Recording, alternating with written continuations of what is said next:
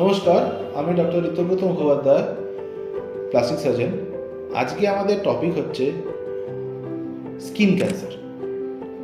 Skin cancer কোথায় হয়? প্রথম কথা হচ্ছে কোথায় মেনলি হয়? আমাদের এক্সপোজড পার্টসে মেনলি হয়, মানে মুখে এবং হাতে। বিদেশিদের অবভিয়াসলি পিঠেও হতে পারে, বা যারা সান বাথ করেন তাদের অন্য এক্সপোজ পার্টও হতে পারে।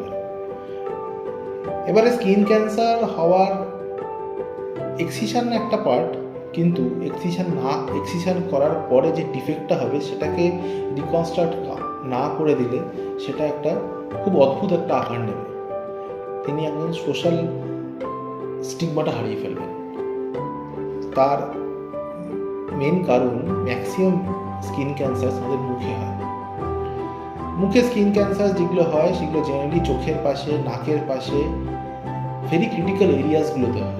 এই ক্রিটিক্যাল এরিয়াসে surgery becomes very difficult, because adequate মার্জিনে যখন তার রিসেকশন করা হয়, সেই রিসেকশনের পর ফাংশনালি তাকে রিস্টোর করা যতটা সম্ভব আগের মতো নিজ অ্যাডিকুয়েট প্রিসিশন এবং ক্লিনিক্যাল জাজমেন্ট।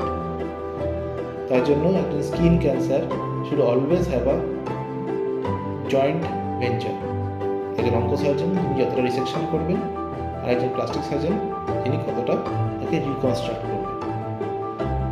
তাই বিস্তারিত জানতে নিচের লেখা নাম্বারটিতে যোগাযোগ করুন বা মেলে ফরওয়ার্ড করুন। নমস্কার।